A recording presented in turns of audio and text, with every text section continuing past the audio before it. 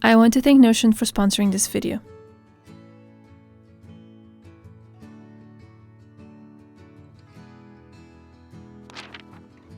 There are two main ways to approach your work. You can work in a very structured way, scheduling the time you're working as well as your breaks, and you can also have a more relaxed routine, working as needed, taking breaks only when you absolutely have to, so absorbed in the task at hand that you may end up ignoring other items in your to-do list. These two typical time management principles are usually represented by their own techniques, the Pomodoro method and the flow state. However, while some people use these techniques individually to their advantage and feel comfortable with their results, the weaknesses of both systems can be hard to overcome for most people. So the question we're trying to answer today is there any way we can combine the structure of the Pomodoro technique and the creative brain power that you can accomplish with the flow state?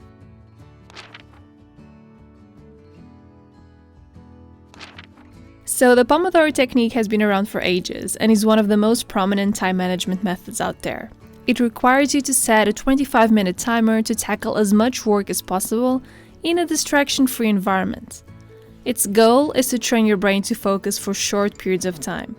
This really helps your motivation, as 25 minutes of work isn't a big stretch. After your 25 minutes of work, you should be taking a 5-minute break. All in all, this means that each Pomodoro, comprised of 25 minutes of work and a 5-minute break, takes around half an hour, and after 3 to 4 Pomodoros, you should take a longer break between 15 to 20 minutes. After that, you can rest for the day or start a new cycle of Pomodoros. However, the Pomodoro technique has a big drawback. If you're dealing with a particularly complex task, reaching the 25-minute timeout can interrupt creativity and concentration. A lot of tasks, especially creative ones, don't reach their natural closure after 25 minutes, which means that you'll either ignore the timer, which makes the technique useless, or you'll stop working when you hear the timer, which can also be a bummer, especially if you were doing some high-quality work at the time.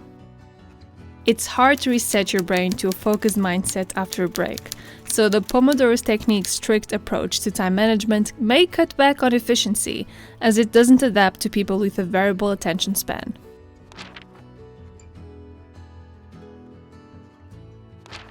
Flow state is the opposite of the Pomodoro technique in terms of workflow and time management, and it can be used to your advantage to foster creative thinking and distraction-free bursts of work. The flow state is all about immersing yourself in a task to the point where you're no longer aware of the time passing by. You naturally eliminate distractions because you feel like the task at hand is challenging and engaging enough so that you don't need to dedicate your attention to anything else. Although it may sound powerful, flow is very hard to reach. Not all tasks are challenging to the point where you feel like you can ignore immediate and obvious distractions, and some tasks are quite boring to tackle, and others are so short and technical they really don't require a flow state to be completed.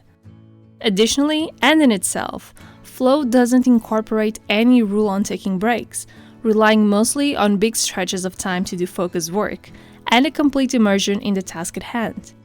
While it does have the potential to be an efficient way to tackle huge amounts of work, it's not a good long-term method, as it doesn't provide any guidance on how to take breaks and when, and how to prevent burnout.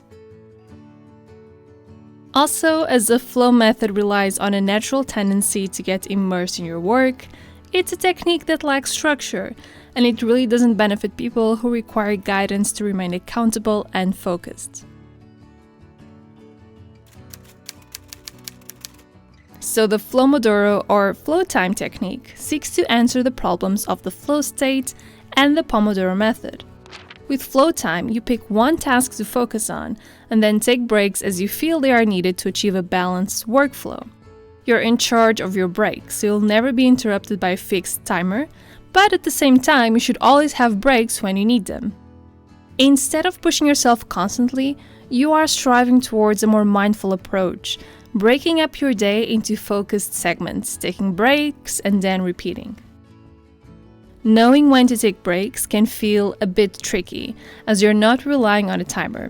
Because flow time is centered on a concept of flow, breaks should feel natural, so they usually happen after finishing a major task, after working on a task for about 1 hour to 1 hour and a half, or when you start feeling fatigue. With flow time, you are in charge of your breaks, while still being aware that you should be working in chunks while resting between them. So how does flow time work with other methods?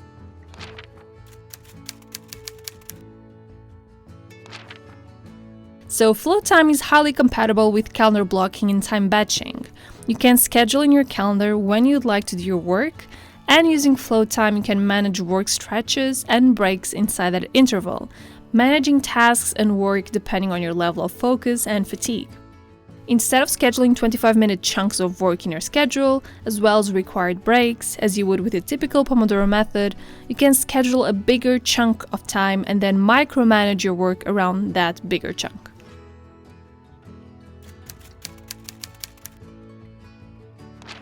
Flow time is also pretty useful to implement with the ABCD system, which I talked about in a previous video. The ABCD system helps you declutter your overwhelming to-do list and get your priorities straight by assigning a letter to all tasks yet to complete and by picking 4 tasks to work on every single day. Task A should be the hardest and the most important, task B should be the second most important, and so forth. There's actually a little bit more to this categorization of tasks, which I've tried to break down in the table you see here, but I encourage you to watch that video to get a better understanding of how it works. Either way, you can use both the Pomodoro and the ABCD system together by starting to tackle the A task as your first quote-unquote Pomodoro, followed by a break. After you finish the task or a big chunk of that task, you can move to task B, followed by a break, and so forth. You're not restricting how much time you're dedicating to each task, and you're allowing yourself to get immersed in the work at hand and reaching a flow state at the same time. Okay, and if you're looking for the perfect software to help you with your studies and your work or any other personal project in your life, Notion can help you with that and so much more. Notion can be used individually or to collaborate with your classmates, for instance. So there's so much you can do. You can import templates, create your own dashboard, write notes, organize files and PDFs, create a timeline for exams, organize your study sessions with their calendar features. There's so much you can do. You can also use and explore Notion anytime you want and for as long as you like because their personal plan is literally free. No free trials, absolutely no restrictions. It's the best investment you can make for the new semester and it doesn't cost a cent. So to start using Notion today and get your free account, you can go to the link provided in the description box below or you can click the button that's on the screen right now.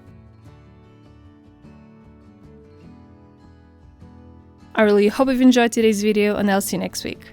Bye guys!